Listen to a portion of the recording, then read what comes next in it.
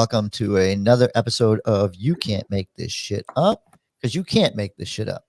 David Washington in Chicago, and Dan DeCero and Joel Huxley here in the Orlando area. I hope you're in Orlando. I didn't ask you before you got on here, Dan. But I'm at the University of Central Florida. Wonderful campus, and I hope to see you out here if you're around. So, David, I wanted to talk about the MetaCenter. And Dan, you've looked this thing up. I mean, you go to UCF. You should have a lot of insight on Central Florida as the MetaCenter. What's up? Right, and the article had a lot to do with for over 50 years now we've been grabbing great minds from across the country to come down here and work at the Space Center and Walt Disney, and we kind of joked about it before we got on, but in all seriousness, it has been a breeding ground for innovation for well over 50 years now. And then you have the University of Central Florida, which has 70,000 students who come to the area, and then they fill these roles at these huge companies, and it's expanding far beyond Disney and the Space Center. As was mentioned in the article, there's so many companies that are starting here. It really is the center of, at least from my perspective, it's the center of like where you can be as a young person. Mm-hmm. I don't think that there's a better place to be looking for a job as a college graduate in the country. Well, the University of Central Florida was founded and grew because of the space industry. We originally got the space industry, and then shortly after, Walt Disney, who was an innovator himself, really looking towards the future, decided that he was going to build Walt Disney World here. I guess I get, this is the Magic Kingdom. Shortly after, and he loved space. He loved space. He loved looking forward. So, what Tim Giuliani, when he spoke at the Meta Weekly, I think is what it was called. He spoke about the history of Orlando and how it's not about calling ourselves the MetaCenter, but the reason we are the MetaCenter is because of our history. And that's kind of where he approached it from. And I kind of agree that we have the talent here in Central Florida. We have those that will live in Orlando to just drive to Titusville and work at the space program. We have right here in right off the campus, we have the Navy Simulation Center. We are totally ahead when it comes to robotics and AI and all these different things that we're advancing. And nobody thinks of us as that. They think of us as just tourism. But think of how we're building our economy as we build on this metaverse, as it's been called in the past. And I think we're starting to get recognition in other ways. I don't think, to everyone's hope who is here in Orlando, we've necessarily earned the title of the MetaCenter yet. But in a lot of other ways, I mean, we talk about it a lot in class for advertising. A lot of like the food industry, when they're trying to branch out into the national market. So like you have chains that have moved here from all over the country, such as we just got our first Raising Cane's. We have food coming in from all over the place. Chain restaurants that are looking to expand nationally, they come here to test how they would do in other markets. So I think you see a lot of traffic in other areas that could set up, what it could look like eventually for the MetaCenter. I think Orlando is starting to get some credit. You have people traveling here for Disney, for, school. And I think it's starting to get to that point. I think this speech that was given was like a good setup to kind of put us in the conversation for it. I think we're contenders. Mm-hmm. But I do think that we're starting to get that recognition in a lot of other ways. I don't think Orlando is necessarily just viewed as Disney. It really doesn't feel that way when you live here. Well, we're trying to produce I mean, you talked about 70,000 students. I mean, we have one of the largest population student populations. I think second to Ohio. I think it's Auburn. I'm not sure, but we have a huge. We we get our interns from Intern Pursuit, so we get them right now. We get them from UCF. We love our UCF students, graduates, and everything because you guys are coming out with a totally different outlook. You don't look at it as a tourist region. You look at it as an opportunity for growth, and a lot of these high paying jobs that you guys are keeping here are important, and I think that's overlooked several times. But David plays in the real political arena with these types of things. So, David, what are you seeing? It's a whole lot. Well, first, Orlando is very ambitious to want to be consider itself the center of the metaverse. And I've done a lot of reading and research into the metaverse, cryptocurrencies, things like that. Hey, they want to be what Miami is to cryptocurrency. The one thing about Orlando is that Dubai is also looking to become the center of the metaverse. And they're putting a ton of resources into making that happen and bringing people from all over the world to be a part of their vision of what the metaverse should be like. It's very ambitious. I know that the Orlando Economic Partnership, the MetaCenter, has brought on Kathy Heichel, who is considered the godmother of the metaverse. And she has been here. It's been, oh my goodness, about 2 years when Orlando and OEP first started talking about creating the metaverse here, the center of the metaverse here in Orlando. Very ambitious. One of the things that is lacking for Orlando is that Orlando, again, is not known for its technology. It's not known for its innovations when you compare it to the theme parks. Unfortunately, Orlando, Central Florida, always will be the town that Disney built. Yeah, but And that's innovation right there. I mean, Walt Disney was an innovator. yeah, If that's true. I'm a big history buff, and if one person my dad idolized was Walt Disney, and I always like wondered why an architect focused so much on Disney. Why was he? Why was Walt on our walls? Why did he have books about him? Why was it Mickey Mouse or it wasn't Mickey? It was the man himself. And Epcot Center. If you've ever been to Epcot Center, it's all about innovation. It was all about the whole world is a stage, and each Right, part of our world is bringing something right. together. So It's constant. I think of Orlando as innovation, but yeah, Right, the theme park thing title has taken over, but right. that's because we forget about our history. He brought the concept of the city of tomorrow. That's what Epcot it was supposed to be, the city of tomorrow. And Orange County Mayor Jerry Demings, referenced in his very first state of the county inaugural address 40 years ago. He talked about envisioning Orange County in the concept of the city of tomorrow and extending that vision. And so, yes, you're right. Disney is innovators of innovators.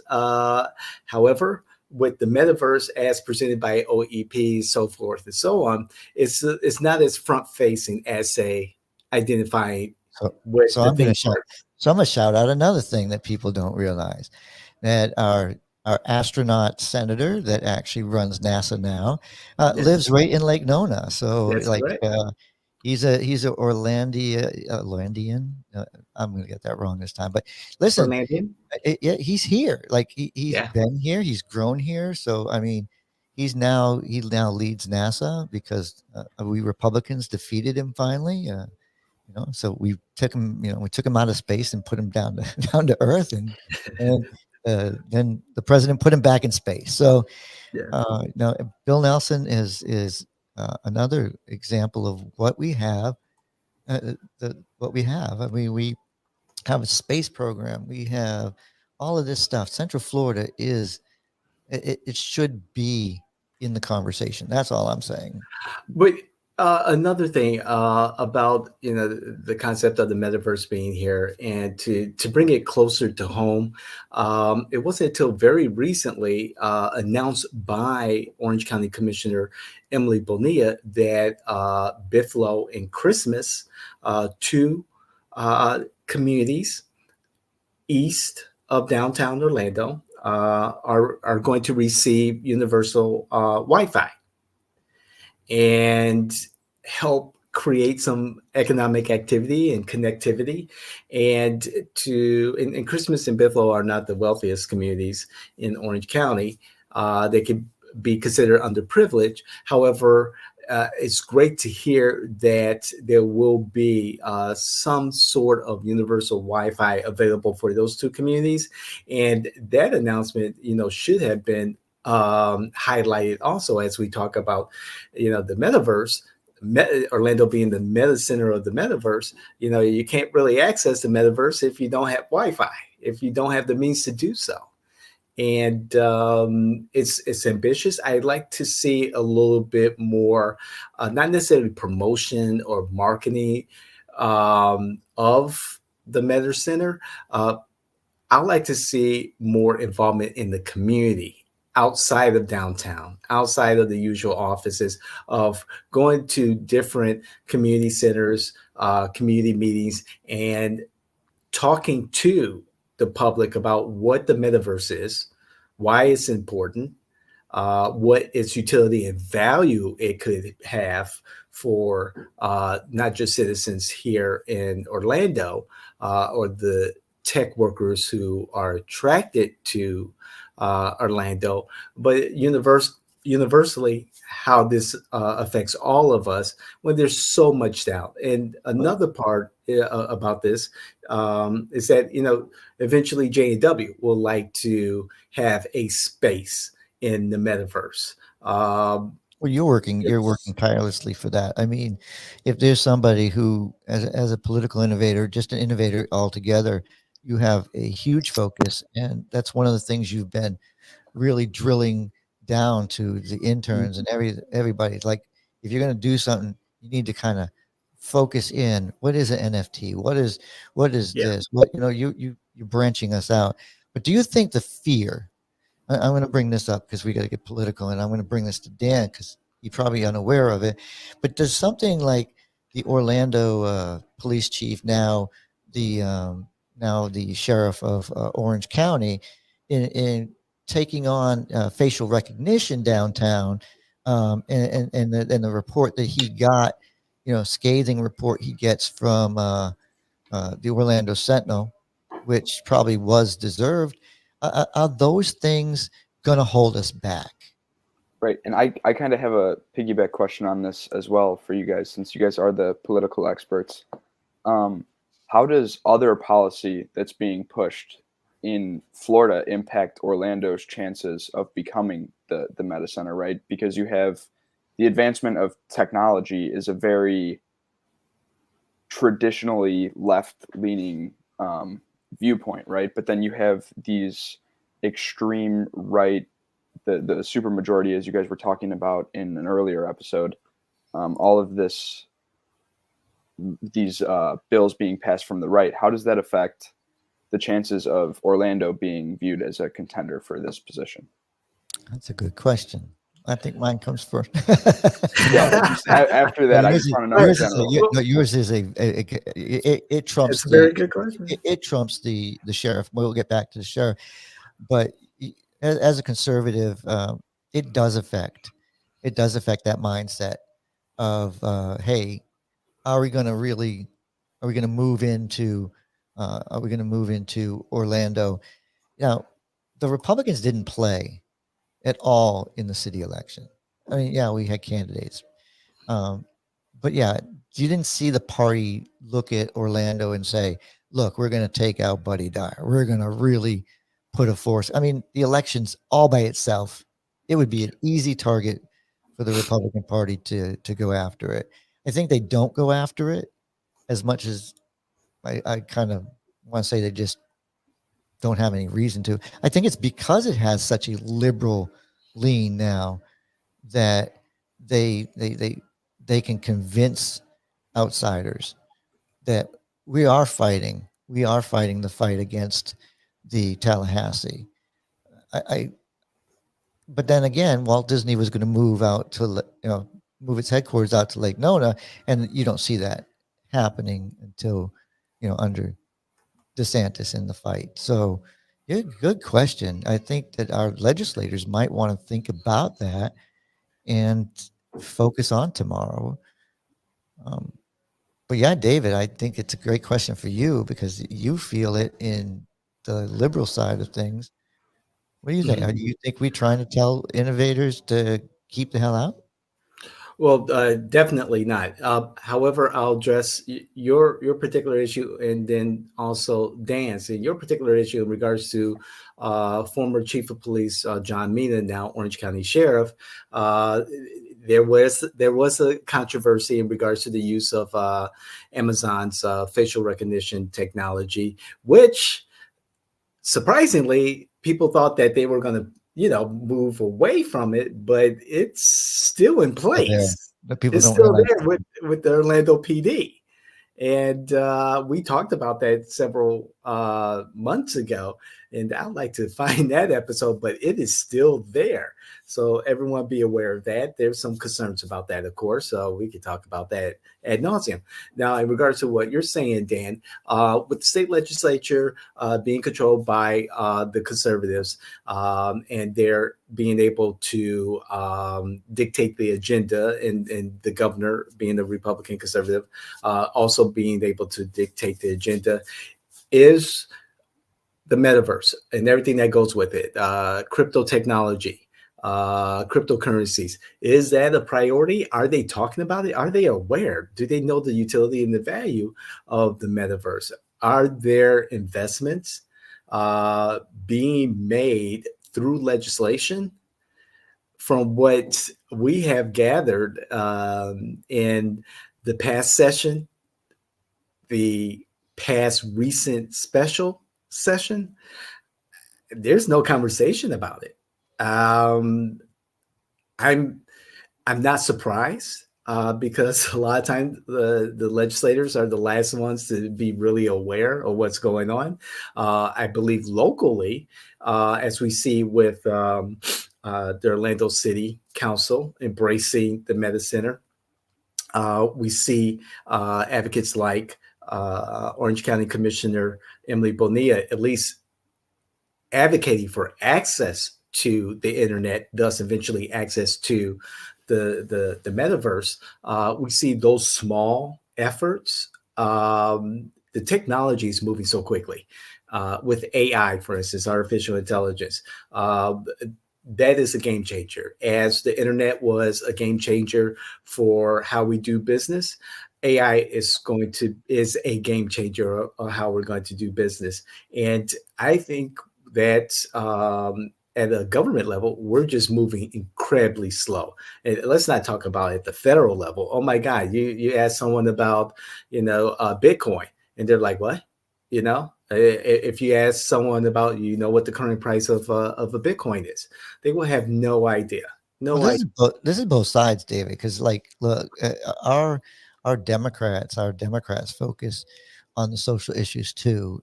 We get a little bogged down in things that aren't important because we only meet for 3 months. I mean, we only have a short legislative session, and then we have these special sessions because we have real problems that we have to deal with, and we come out with nothing, no solutions. So we See, we this is where the truly technology could offer solutions. we could talk about Central Florida. If they weren't in Tallahassee and they were here in Central Florida, what would legislation look like?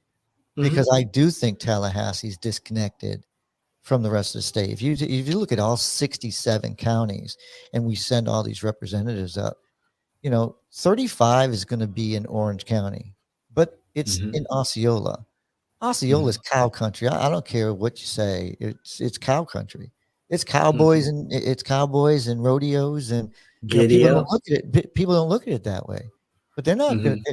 to. That person's going to have to diverse from from just Osceola County to Orange County, or it's not going to be true representation, right? So that's a very good example of a district, lines that where's the power going to come from? It's not going to come from Orange County. It's going to end up coming from Osceola. And Yeah. if it does come, uh, the Democrat is from Lake Nona. Lake Nona's VA and cows. It's developing around that. So I digress and just say, look, I think our representatives, in our districts don't really reflect up in Tallahassee. Like we here have representatives when we had Carlos Guillermo Smith, when we have, Anna Escamani, wonderful people. But are they really pushing the business No. aspect? Are they pushing the fact that, hey, you guys are dumb to go this way when you could capture this? Are they aware that this should be their issue that they're selling to grow our state? Let's grow it, not shrink it. And As you and stated, go ahead. as you stated at the beginning, bogged down in those social cultural issues in legislation. And like you said, I agree with you in regards to the business opportunity that the Meta Center could offer, that the metaverse could offer, that cryptocurrency could offer for citizens, visitors, and everyone else in Florida. And our local leaders aren't having that conversation. Our most vocal local leaders are not having that conversation. At the end of the day, it's not about what you look like, what you sound like, who you love, who you don't love. It's about the color of your money. And money has a way of equalizing a lot of things. And I believe we're missing a great opportunity here if we're not having this conversation. Again, there's a legislator in Maine who discussed putting part of our their electoral process on the blockchain. That's innovative. I love that idea. Places And like that's something, Dan, that our legislature could do, or at a very local level, have our city elections or county elections on the blockchain. think of those northern places, how cold they are, and a lot of those businesses are home based businesses, less people on the roads, more job opportunities. So that's where they're thinking. So I don't know. Are we are let's challenge our legislators right now to you know let's get into the business mindset of legislation right now and focus on that. But Dan, from a young person's perspective, we're glad that you're here. So tell us what the metaverse looks like for your future. Well, I can tell you this much for sure. You guys know that I transferred into UCF my junior year. I'm graduating this semester. When I started 3 semesters ago, almost next week, um, when I started, there was no talk in the university at all about AI. There was no talk Mm. about the metaverse. And what I've noticed is that it's hard to get through a lecture now without it being at least a topic. It's definitely a question that a lot of people are asking, coming from a creative field. What does it mean for the future? Are we going to see a shift in the job opportunities here in Orlando if it does become the center of the metaverse? What does are creative positions going to be reduced or increased, right? So Mhm. um, I don't necessarily know what it means. I know that I'm being educated about it, um, but I think a lot of concern is just around, is Orlando going to be able to handle the shift? Um, and what does it mean for the population, right? So we've already seen a huge growth in population with not only students, but people just moving to Florida. And if we're going to be creating these new jobs within the metaverse, we're still very much a mid-sized city. We're not like a New York or a Chicago or a Los Angeles with you know the buildings to house these offices that would potentially be put. I just think that it wouldn't be the worst thing if the decision has to be made right now. I don't think it should be as black and white. Are we going to be the center, or what's the second step down from that for Orlando?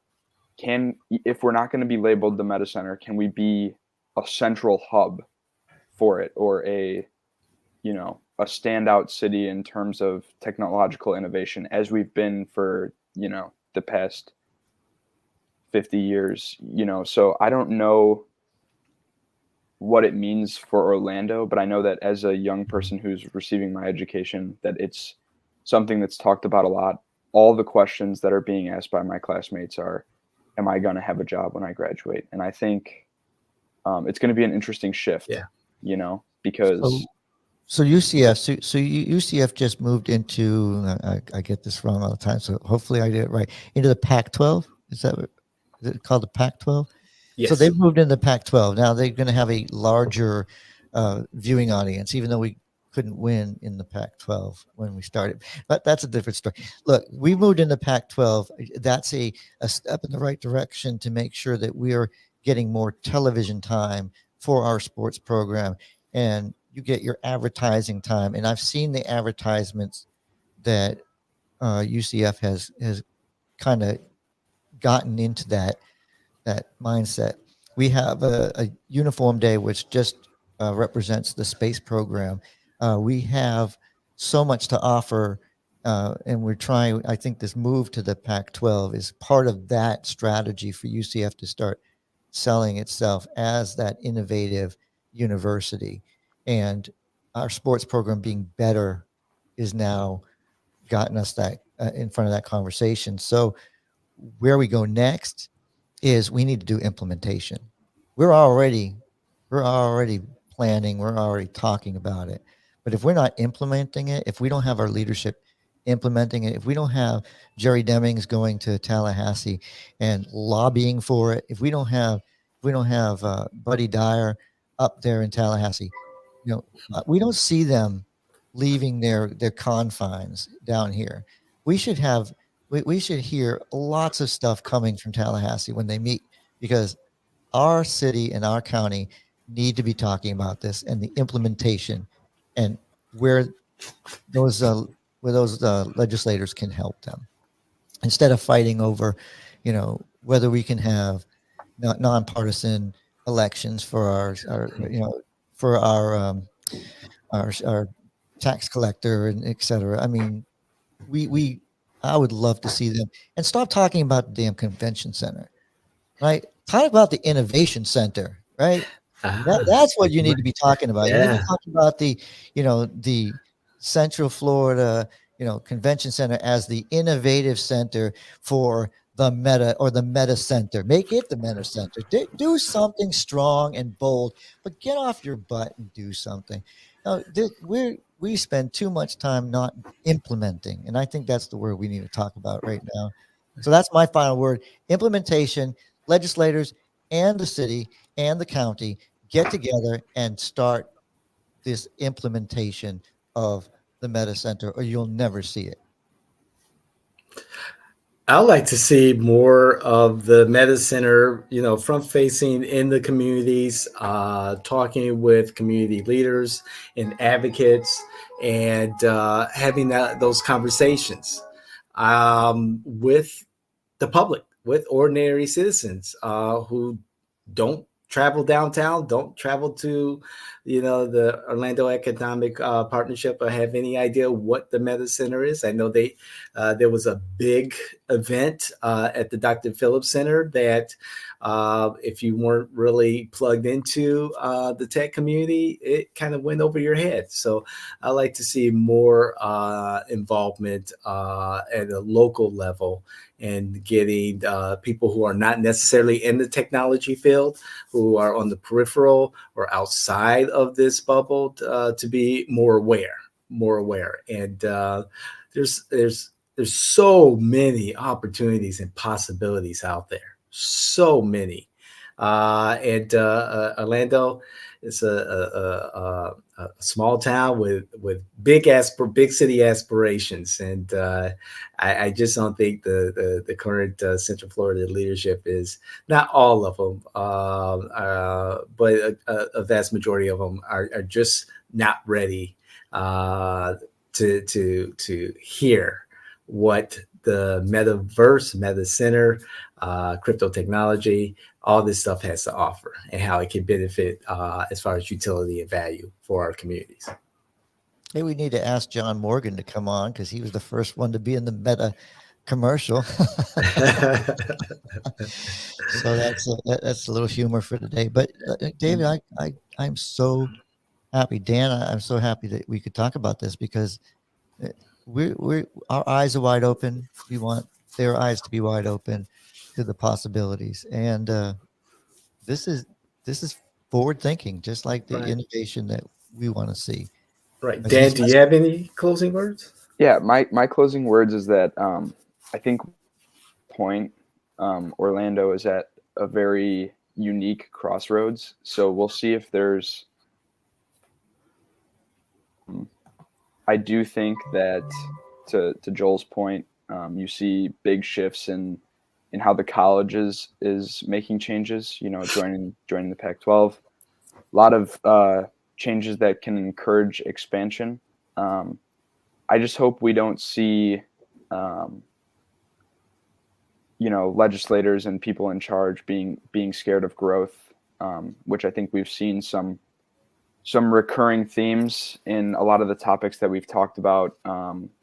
Some of our higher ups, not to name any names, attacking, big corporations who bring in all of our money. And I think it's going to be interesting to see if we are the city of innovation, or if we're afraid of it. So I think Orlando has full control of its own future, and I'm interested to see what's going to happen with it, but I am here regardless for the long haul. So I'm not going anywhere. I know you guys aren't going anywhere. So win or lose, we're here with Orlando. So all right. we'll see how it goes. Like, share, and just subscribe to keep us informed on what you think's going on and what we can do to help our legislators move forward. Indeed. Thanks, everyone.